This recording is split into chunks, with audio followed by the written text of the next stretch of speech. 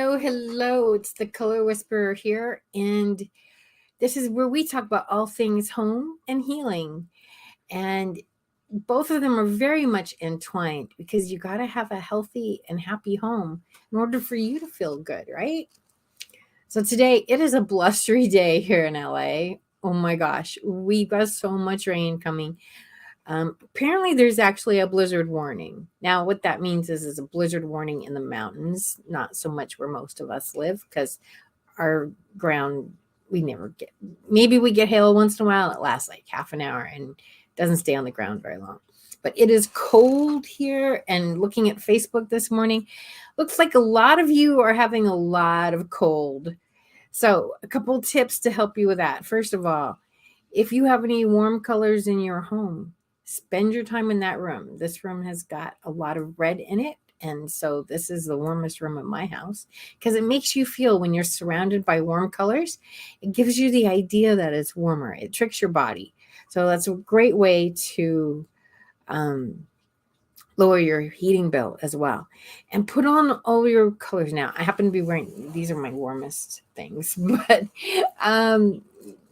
wear your reds, wear your oranges, get as much of that heat from the color onto your body, and that will help you to reduce your heating bills as well because you won't be so cold.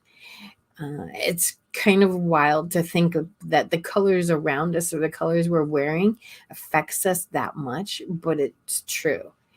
A fun little experiment to do if you want to see it and test it is put something blue in one hand and put something red in another hand and close your eyes and mix them up. You just do it with paint chips because you can't tell. They both feel the same, right? And you're going to feel one hand get warmer and the other hand get cooler. And then you open your eyes and you'll know which one's red. I mean, you can feel what the warmer one will be red and you can open it. So you can actually feel the difference. So that's my stay warm tip for today because I think we all need it. So I'm hanging out. This room's got a lot of red in it and I'm hanging out in here today. Let me tell you. So today we're going to talk a lot about a healthy and healing home. And one of the things we're going to talk about, or the big thing we're going to talk about today, is called aging in place. None of us want to admit we're aging. We cover up the gray hair. We like to disguise all that, but it's happening whether we like it or not. They keep changing the name for aging in place because, like I said, people don't want to think about aging. And what does that mean? So it's also about being ADA compliance and like, well, why do you need that in your home, right? And the truth is you never know when you're going to need it. I had a client years ago and she was very healthy, 40, perfect size 2, ate everything she's supposed to eat, exercised every day. She owned a gym. You check off the list of what healthy means, she had it. She's also very much of a sports person. She was only 40 years old, but she went skiing. And guess what? She tore her leg up big time, ripped some muscle in her leg, and she was in a wheelchair for about 2 months. Now, if she had been in her old house, which was a great, cute little 1930 house, historic home, adorable, but it was not built for ADA compliance. And she said she would have never been able to get out of her living room. And she wouldn't have been able to function. She wouldn't have been able to use the bathroom. She wouldn't have been able to get food in her kitchen for herself because everything was so small. It just wasn't designed to accommodate the wheelchair. Fortunately, she had just moved into a house that was full ADA compliance. And when she bought it, she was like, well, it's a nice feature, but it certainly wasn't a selling feature for her because she didn't expect to need anything for quite some time, if ever. And there she was in a wheelchair, and it was like every day was a new discovery. I was like, oh, and this works, and this works. And for the first week, as her throughout her recovery, as her abilities changed, she saw just how important it was to have this home be ADA compliant, and how much easier it made it for her during this time period where she was not able to function at her normal place. She did get all healed. Everything's fine. She went back to her, she went back skiing, doing exercising, and everything. So she's healthy, but having a home that helps you be healthy is really, really important. So I'm going to go through some of the things that were incorporated in her house and why they made a difference for her, why they might make a difference for you, and why it's important to have these elements in the house. Now, the cool thing about this is that even if you're totally healthy, there's nothing wrong with you, you don't need any kind of accessibility issue, have any kind of accessibility issues, they still make your life easier. So let's start with the one. We'll kind of go through the things that she discovered, right? So the first one that they did, her house had a beautiful front entrance, very classic looking, had stairs and everything. But the driveway went to the garage, but it also went up and behind. And the house was built on a hill. So the second floor was actually the ground floor in the back. Does that make sense? So on the front floor, the front side was lower than the back side. So the doors from the second floor also hit the ground, as did the doors on the first floor. The doors on the first floor hit the front side. The doors on the back side also hit the hillside. Does that make sense? Anyway, so they did this on purpose. Because in a wheelchair, she could still have her normal front of the house and be everything they wanted it to be. But the car could bring her up to the back of the house, and she could get in a wheelchair, because that was a wheelchair entrance. It was flat on the ground. It was, there was nothing, no obstacles to overcome, no stairs, no nothing. And that was amazing. Now, she had already found out that was a really cool thing, because guess where the movers came in? Because instead of coming in the front door and having going up a flight of stairs for all the furniture that was on the second floor and the third floor, they just came in from the second floor. Actually, we're on three. It's just 2 floors. Sorry. They just came in from the second floor, and there they were right there.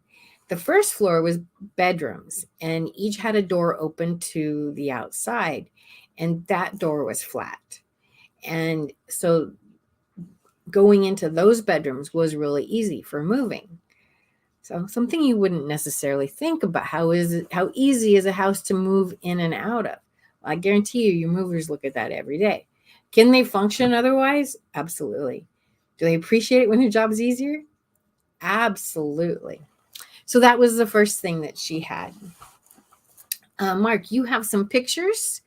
Why don't we kind of go through some of the pictures, and then I can tell you how we can go through the different house things. So the next thing was her bathroom. And it's really important to have a bathroom that is wheelchair accessible. One of the biggest reasons people have to go into assisted living is because they can't use their bathroom. Now, they may be able to function everywhere else, but they can't get into their bathroom because the doorway isn't wide enough, or they can't function in the bathroom in a wheelchair because it's too small. My house was built in 1926. There's no way a wheelchair could function in here. Absolutely not.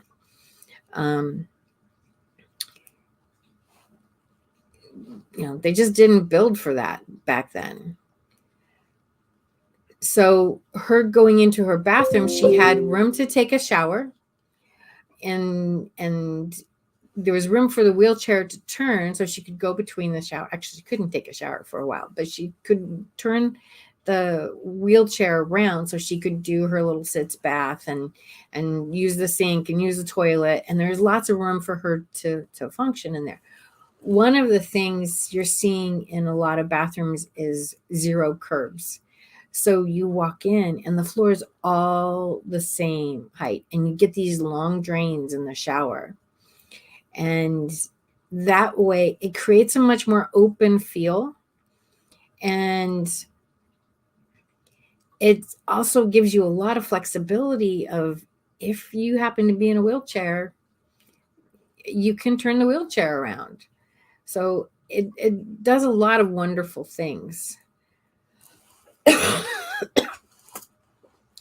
And you want to make sure that you have you have handlebars around the toilet. Now, you may not need those yet, and that's okay. If you're building your bathroom and you don't want to put the handlebars up yet, that's fine. What you do want to do is, while you're in construction, you want to put extra support there so that you can put the bars in later. Because if you just put them in the wall and you're putting all your weight on them, the drywall is not meant to hold that. It needs extra wood support. So you want to make sure that's there and it's marked, and that will help a lot. Okay, so Mark, can you make it bigger?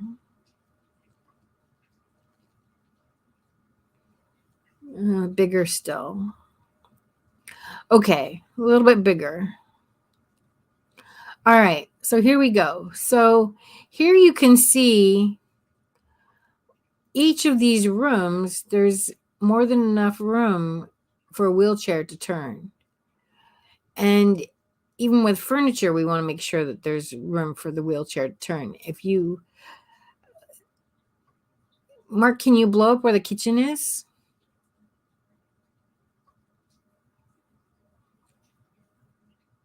Actually, we're talking about bathrooms. Let's blow up a bathroom. Is there a master bathroom here? We're supposed to say primary bathroom. Sorry. I'm getting used to it.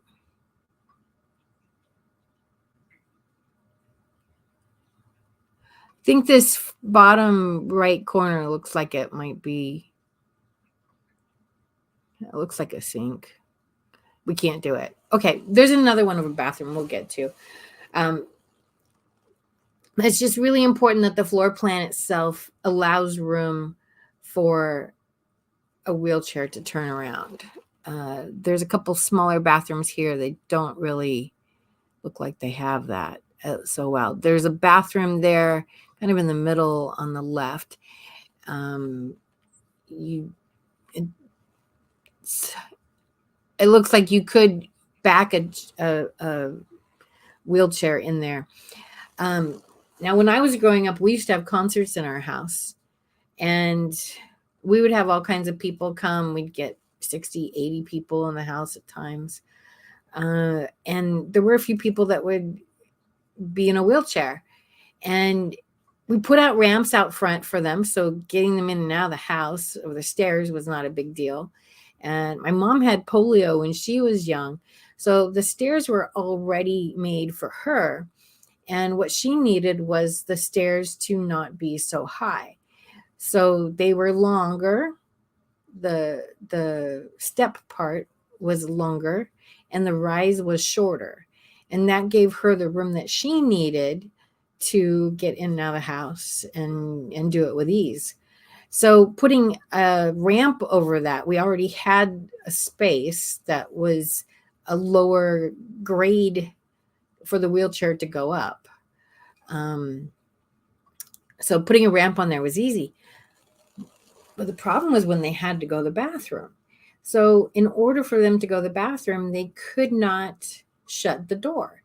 Now you've got 80 people in a house and somebody's got to use the bathroom, and there's only, I don't know if they ever used the back bathroom, but there was one bathroom that most everybody used.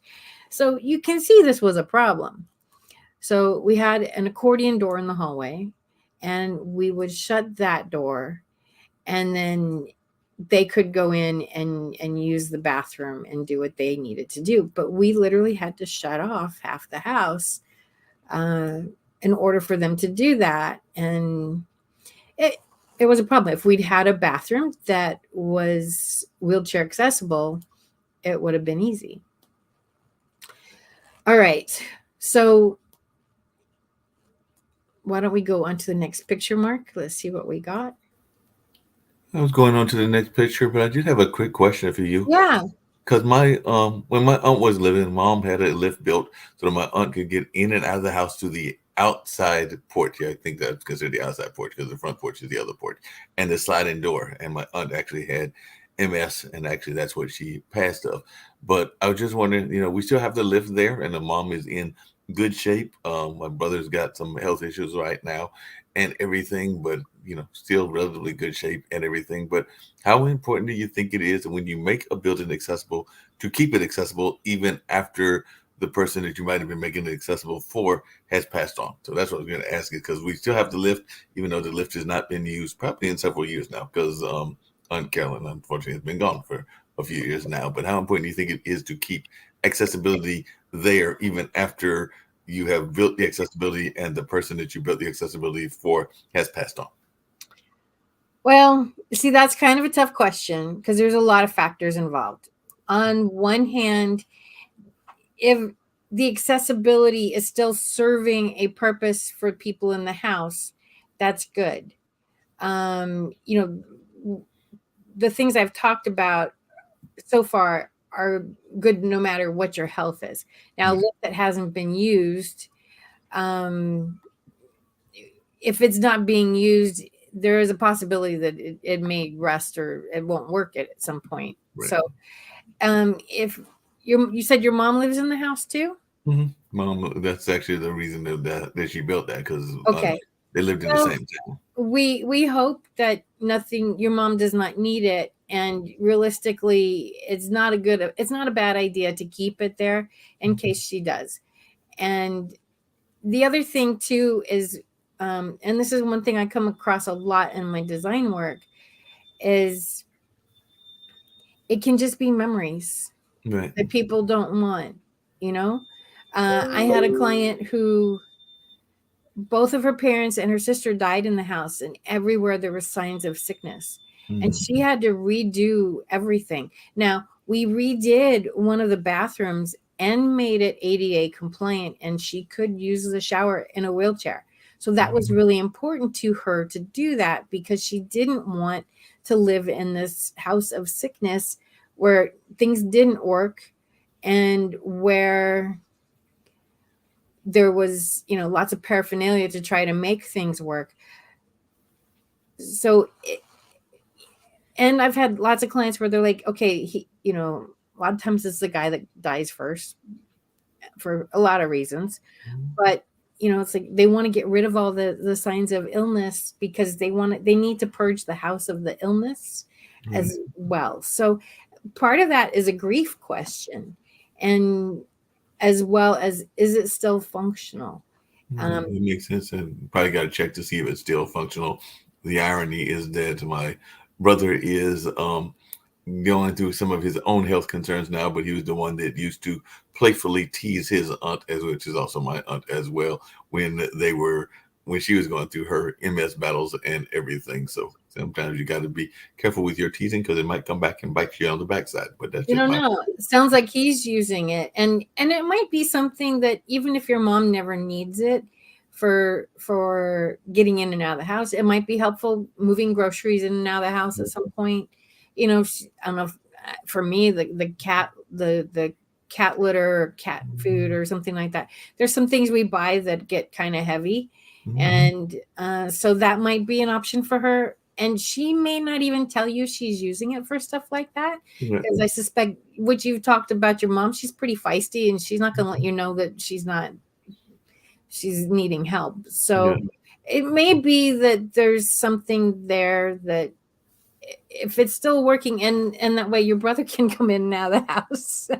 Yeah. Right. he might need it. So He might need it eventually. Right now, he's just dealing with the cane and walking stick, so he hasn't had to get to that point yet in his life, and he's still scooting around in his unique car that he has. As I told you before, he's got one of them Batmobile slingshots. So definitely, fun. matter of fact, they're doing because of his own connections and connections with family members to it, they're actually doing a fundraiser for MS here in Durham on the 18th. So about 3 weeks from Very now, they'll be nice. doing that, and they'll have food trucks there, and I think the slingshot people will be there, and they'll be doing maybe some other things as well in order to raise the money for that organization. I tell you what, if you guys are doing any raffles, I will raffle off an hour of design time, and I will be happy to donate that to you.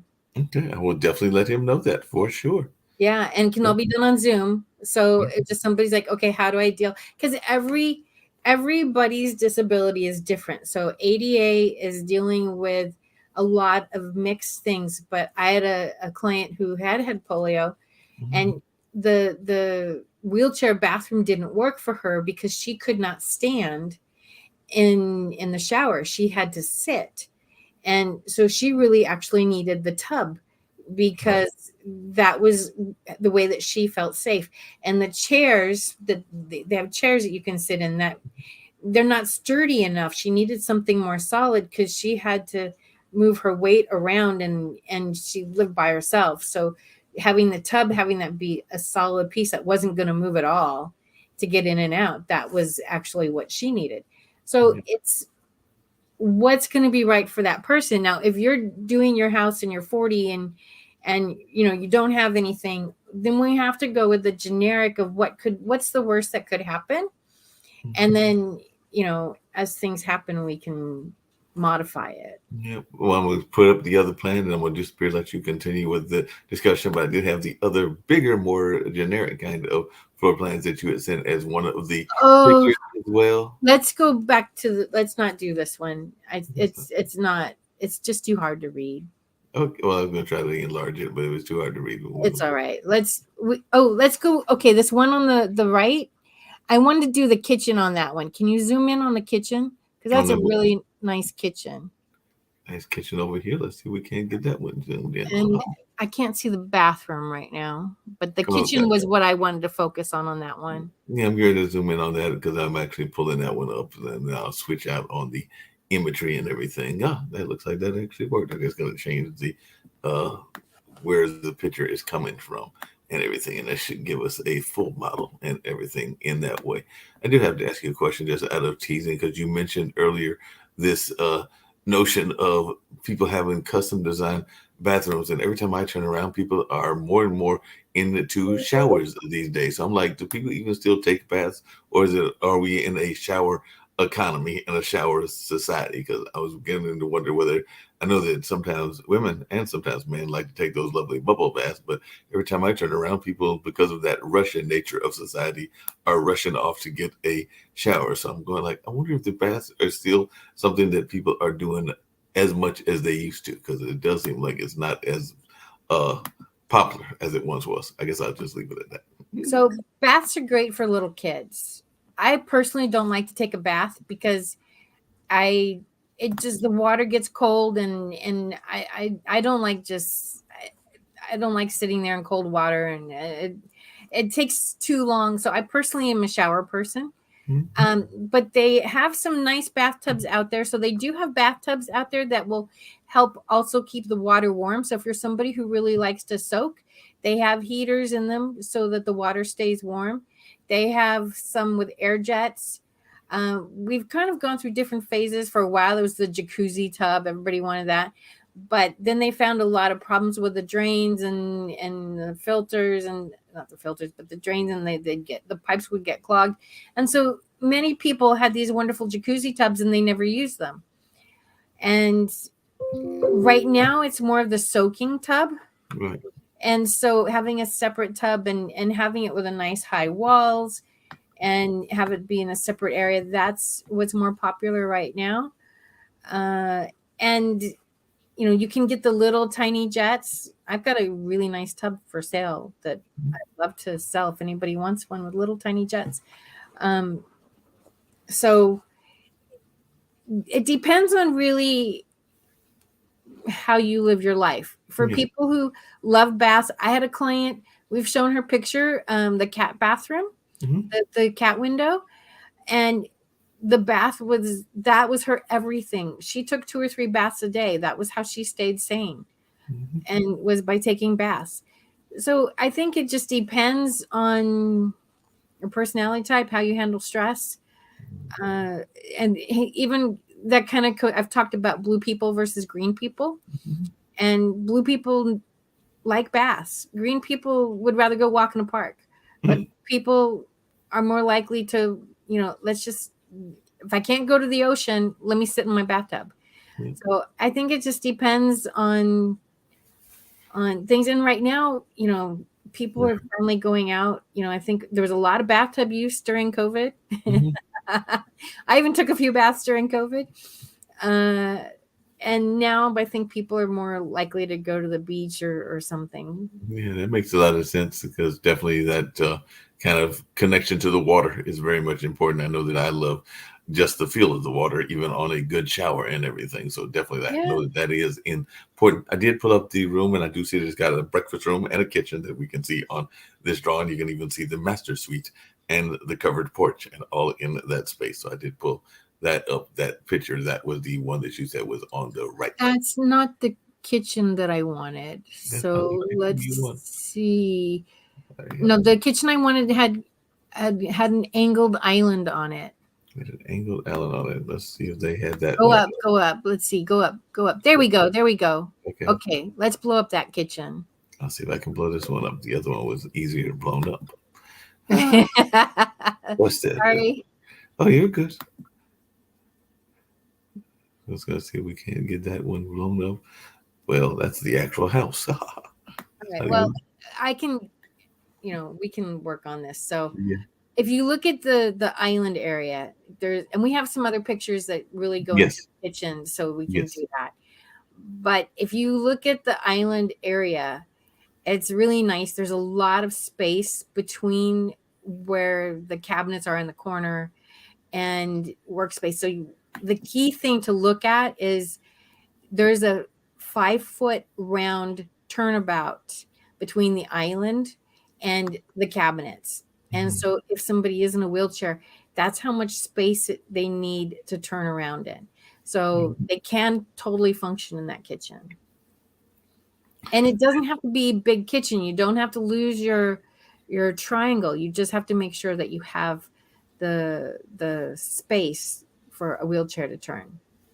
Yeah, because I sometimes wonder about that, because in one of the pictures you're going to bring up and everything, I know that a lot of times, well, I guess apartments and houses are different, because I know houses there, usually the kitchens are usually relatively large, apartments and not as much so. So I sometimes wonder, like even where I live at, a wheelchair maneuvering around, while it would be doable, it would probably be a little bit of a challenge. And I'm not saying that they don't have more wheelchair compliant units within the apartment, but I do know that where they are and how they are set up, I don't know. But I'm just going, like, if they were trying to do it in here, even getting from the door and definitely around the kitchen and the washing machine and the oven, it would be doable, but it might have to be doing some wheelies in order to make it happen, if I can use that old kind of car language and everything, because it is definitely a narrow turn that you would have to make if you were making that turn. So I'm imagining somebody trying to do it with the old-fashioned wheelie that might have to happen in order for that to maneuver. But that's just my notion looking at this relatively. I mean, it's not a small, like way small kitchen, but it's not definitely a big kitchen either. I get it. You know what? It's amazing. I've been in some big houses, and the kitchen is apartment size kitchen. Right. And like really tiny kitchen. And it's like, wait a minute, you've got 4,000 square feet here. Why is the kitchen so tiny? It doesn't make any sense. It doesn't fit the house. But they've done it. I've seen it many times. And I guess they're trying to keep it cozy. Now, the lady that I told you about that used to visit our shows, she actually lived in an apartment, and it was designed for wheelchairs. And she had a little 1-bedroom apartment. It was not big at all. But they'd done things like, it was a very small kitchen, but they did things like under the sink, instead of having that be a cabinet, it it had a curtain, so she could get her wheelchair underneath the sink in order to do dishes. Now that makes sense. And even some of the pictures that you sent were truly amazing in that way. So I would actually bring up one Okay, of them, let's and take a look at them.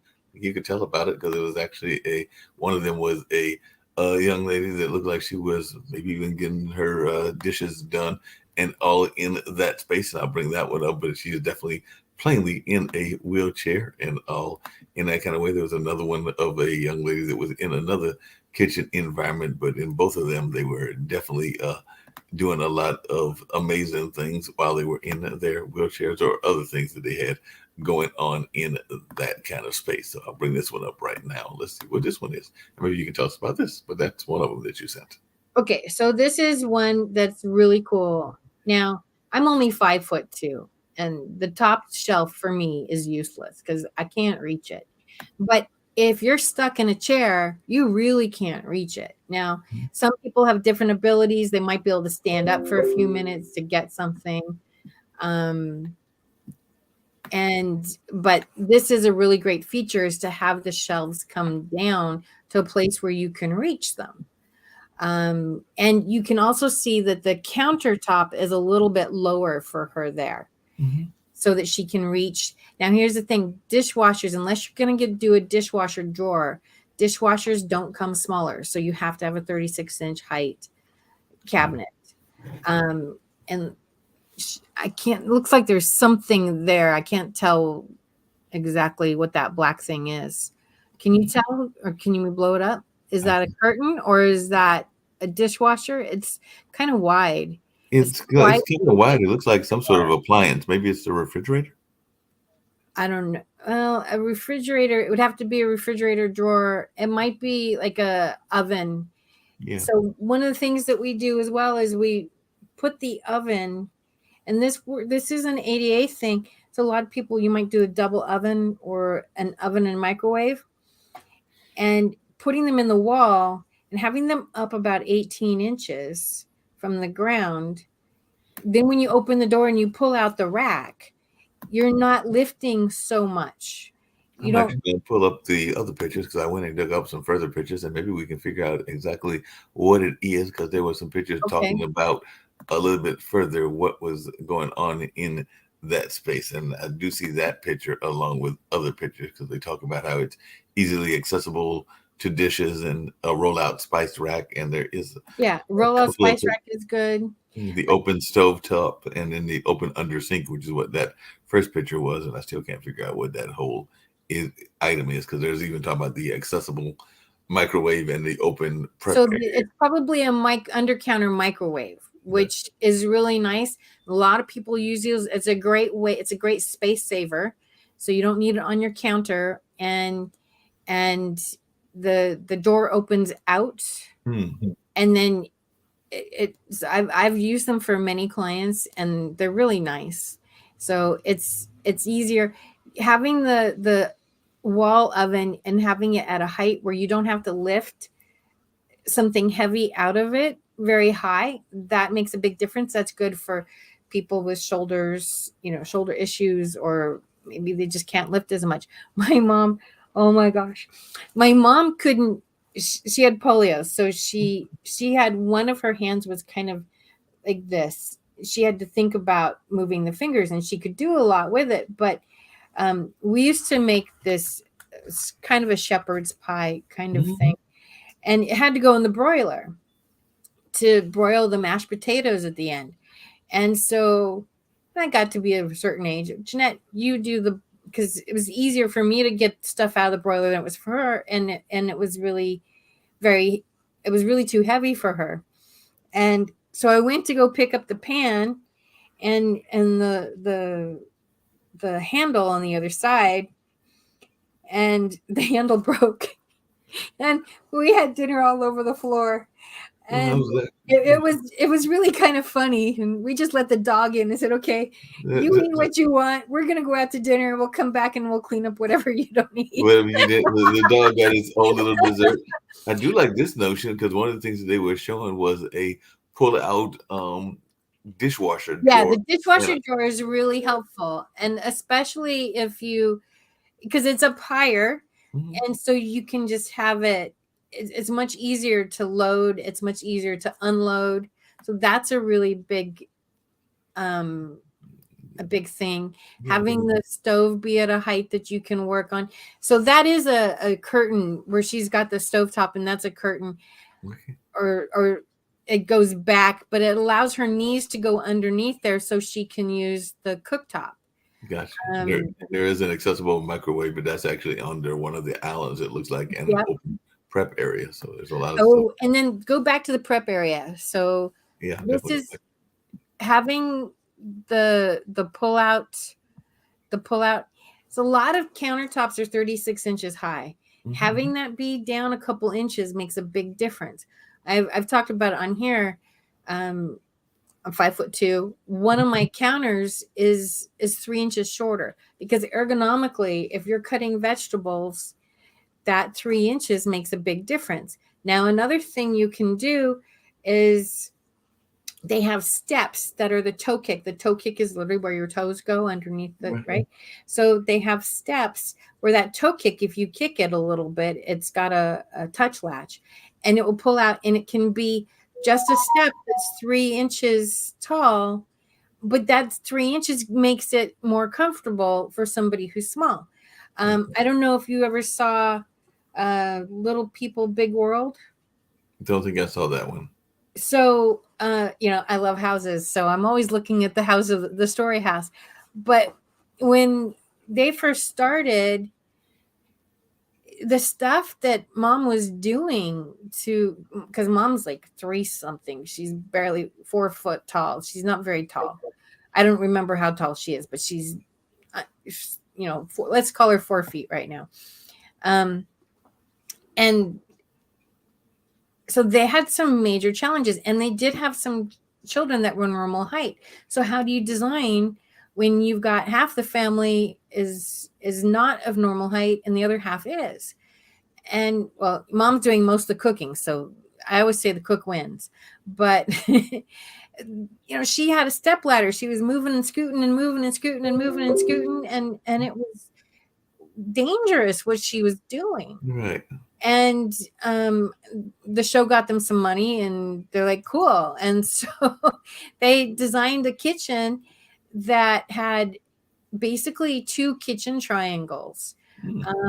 There was a kitchen triangle that was short, and there was a kitchen triangle that was tall, so that the children could be comfortable, because them, they didn't want them on their knees in the other area, but it wasn't dangerous for Mom to cook either. So it was really cool what they did as far as making the house be accessible for them. It sounds like it's very accessible, and definitely some wonderful ways to do that, and all in that kind of space. You did have another picture that I was going to bring up shortly as well. So that was another one that was another house. So I'm going to bring that one up in a minute and see if we can have some conversation around that, because it looks like another woman that had a wheelchair accessible kitchen, and definitely looks like the cabinets were at a lower level on this particular picture that I'm going to bring up, because she's actually reaching up to get some dishes and all in that kind of way. But definitely see if I can't find that one and all in that kind of space, because I know I had it. Oh, there we go. And then I'll bring it up on this side as well. There we go. That's the other one that I saw that you had sent. Yeah, see, this is real accessible. So there's the counters are lower. There's nothing underneath the counter, so the wheelchair can go under. The cabinets are much lower. You can see they're almost touching the countertop there. And that way it's accessible to everything. And I can't tell what that thing, it looks like it's movable. Yeah. What's that white thing? can't Looks like see it. could be a small refrigerator, maybe. It could be. It looks like it's on wheels. Mm-hmm. It could even be a trash can or something like that. Oh, Oh, wait a minute. It's a file cabinet. it's a trash can. I think it's a file. Oh yeah, a compost thing. That's what it looks Yeah. like. Yeah. So there's a lot of ways to function. Now here you can see the underneath the cooktop was all clear, but then there are some cabinets to hold utensils and things like that. So it's just about really keeping it clean and really understanding how do you cook. Yeah. The first thing when I talk to anybody about doing their kitchen is tell me what you like to cook. Tell me how you cook. I had a client once who all she made was salads, and she was redoing her kitchen, and she's like, well, I want it to be the same as it is. And I said, why? Why do you want to recreate what you already have? Do you like it? No, I hate it. I said, then why are you spending money recreating what you already know you hate? Exactly. And so we created a small island for her in the middle, a small island which included a refrigerator, a sink, and like a little utensil drawer for knives, so she could keep all of her salad makings in this small refrigerator. She could chop them, peel them, do all that stuff right there in the sink. And she had a utensil drawer but she loved to make smoothies. And there's room for her to put her smoothie thing and her salads, and there's room for a bowl so that she could chop into. And it was a very small little island, but it was just designed for her to make salads. And her family, they did whatever. But I said, what? And she just thought that was the greatest thing. She said, I never dreamed I could have something like this. Well, that's why you call me, because I can dream of things that are going to make your life easier and better, and that you don't think are possible. That's my job, is to make it possible. No, definitely that's your job. You do a great job at it. I was actually going to tease this particular picture was from that same batch of photographs, but I'm thinking that this particular person, that they are fixing a soup or whatever they might be fixing in their meal, that I don't think that that meal is going to get much further than them and what they're cooking, because they look like they are sampling it as they are going along and everything. So I hope that there is not a family of 4 or a family of 3 that they're cooking for, because it might have been a short meal, because it looks like they were having way too much fun with whatever they were prepared. Yes, and you see how the microwave is lower, so it's easy to reach, and as is the stove. That might even be a dishwasher. Is that possible? Yeah, that is possible. It looks like it might be a dishwasher, but you can see the oven over here, and there's a microwave over the hood. That probably is not great, but you can see and I would actually probably put that a little bit lower, because that looks to me like it would be difficult to pull something heavy out of. Like it'd be hard to pull the Thanksgiving turkey out of that. I'd want it a few inches lower to give me a little leverage. That upper arm strength to move that is going to be tight. So I can definitely see that, and that could be an issue. But here's the microwave is right at the arm length, right. And they do make ovens now that also have, it's not quite a microwave, but it does fast. It does the function of a microwave, but it's not. And so it does all the functions. And so you don't need as many appliances either, which in a case like this, space is very important. You don't want to, you don't have room to waste any space, because space that we would normally use underneath for things you don't have because the wheelchair's there. Right. The wheelchair would be blocking it and everything. Oh, and this gentleman looks like he's got even a TV above his head. So he's got a full thing going on in the kitchen. It looks like an overhead TV, maybe. I think that's a hood. I've never seen a hood like that, but I think that's a hood. It could be a hood. Well, the cooktop's right there, so I think it's a hood. Yeah, that makes sense. And you see that oven's a little bit lower. Right. And here we have, these are the pull-out shelves. To pull out spice racks and things of that Yeah.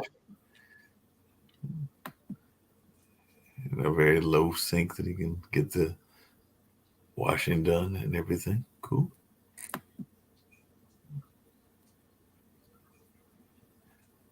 That looks like that might be a little bit high for. I think that's the wine rack next to the plants. So that looks like that might be a little bit high.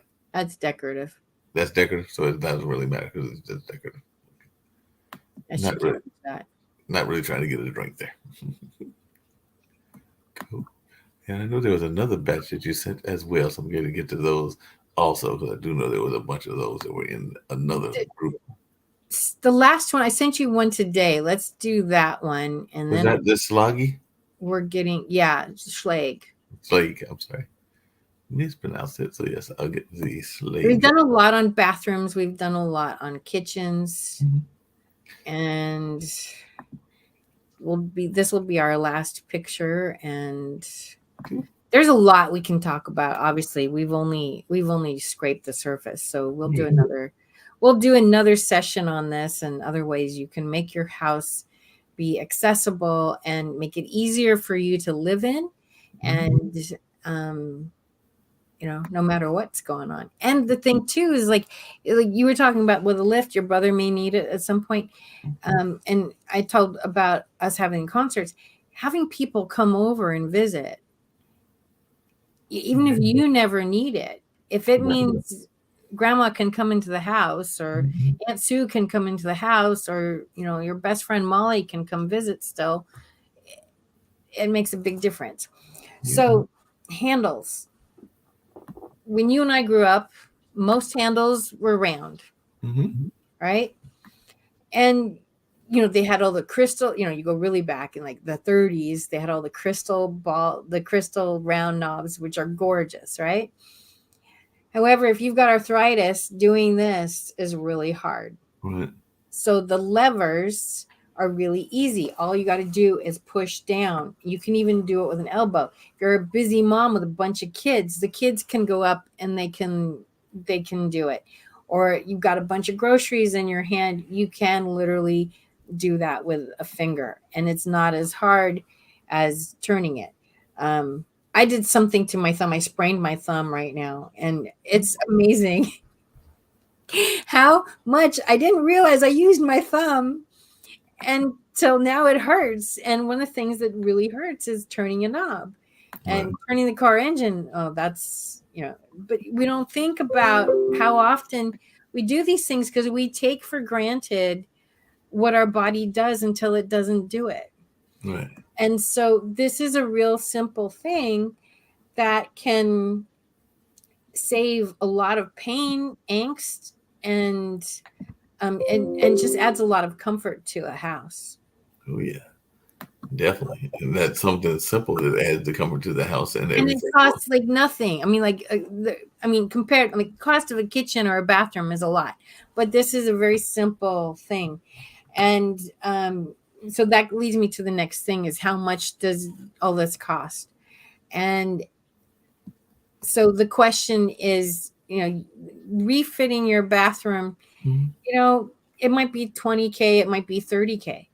However, if you have to go into an assisted living home, at least here in California, $3,000 is a minimum, and that's not a place you want to be in. Right. So you're looking at $5,000, $10,000. If you want someplace really nice, they're really expensive. Oh yeah. And so if you're looking at $5,000, let's kind of pick a medium. That's 6 months of you in your house. So if that's the only reason, and there's so many people who have to go into assisted living just because they cannot use their bathroom. Right. So if $30,000 will get you another year in your house, you've just made, why can't I do the math right now? You've just made $30,000. Right. Easily. And it paid for the cost of the bathroom.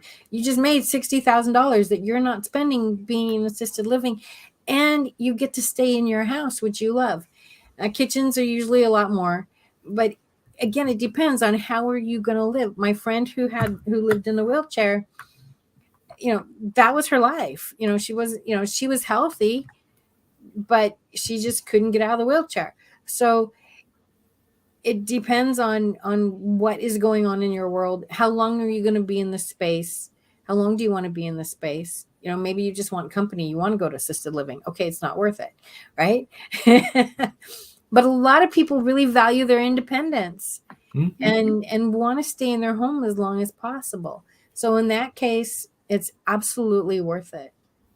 No, and sometimes you need that independence, and sometimes there are folks that enjoy the independence of being and on their own at various ages. I want to say that Andrew, who is one of my apartment neighbors, I want to say that he's in his might be even in his 70s, if not a little bit older and everything, but he is still very much independent. Still gets around on his car, and he and one of my other apartment neighbors, in the sense of being in the same apartment complex, who is from Brazil, they oftentimes will sit there and compare notes on the gardens that they have put out. His garden is not as extravagant as hers, but he still has a nice garden and all in that space. So they will sit there and compare that part of their life. I've never been on the inside of his apartment, but I do know that he gets around and is very sociable with a lot of the people around here, and is definitely very much engaged in that community aspect. So it seems to me that that's one of the things that people like about apartment living is Yeah. having a community that they can be part of, and also having things that they can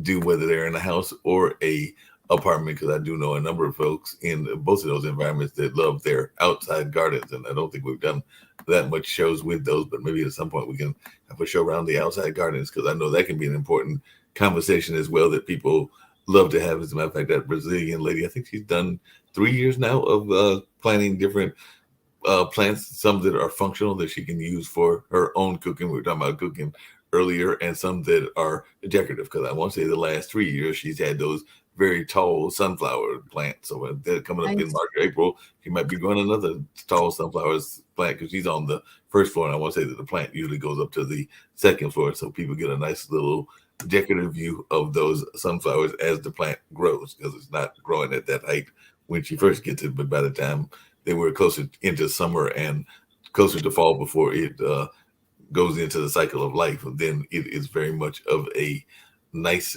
and tall sunflower. I think she's grown at least two of them that were amazingly tall.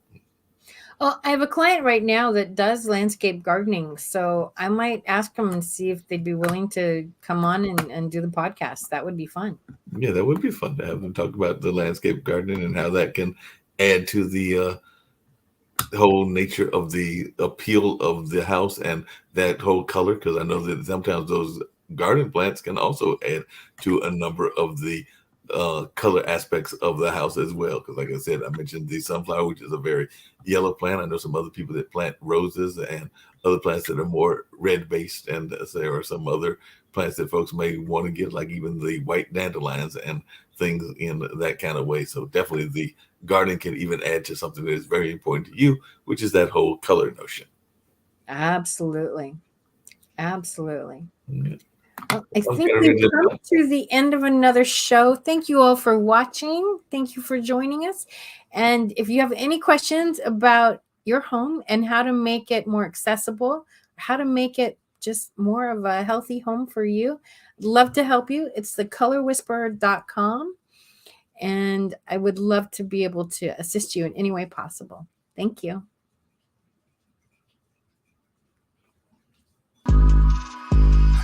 It's non-stop. I won't fold, I won't drop until we on top. Only going non-stop, non-stop. I won't fold, I won't drop until we on top. Only going non-stop. I want to thank everyone for coming to the 2020 TAF Awards.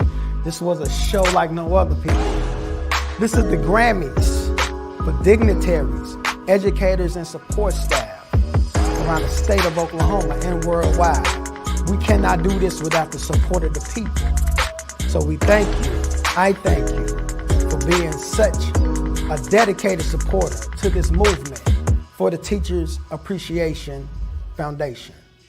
I thank you.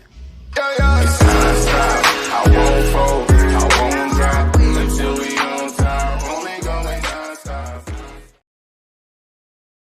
You know how people love to enjoy food and don't understand how to flavor their food or how to replicate a meal? They're interested in supplements but don't know where to begin? Well, what I do is I take the guesswork out of enjoying flavor and wellness with my flavorful spice blends so that they can create delicious meals with healing benefits. Can Do Spice was created to help cooks at any level enjoy healing through food. Every spice blend was designed to give added health benefits of natural herbs. Every blend is complete. There's no need to add any additional spice for a delicious meal. Saving you time and money while adding supplements to your meals can be both tasty and fun. My earliest memories in the kitchen began with my father, Kenny Can Do Bond, so it was fitting that I would name this line after him. I have always looked to natural remedies to supplement the body, and I found myself hiding herbs and minerals in foods for my family. That's when it hit me. Everyone needs Can Do Spice. Everyone should be having this. It's an exclusive brand for cooks at any level who want to create flavorful dishes with healing benefits that can satisfy the body and soul. Add a little spice to your life. Give Can Do Spice a try.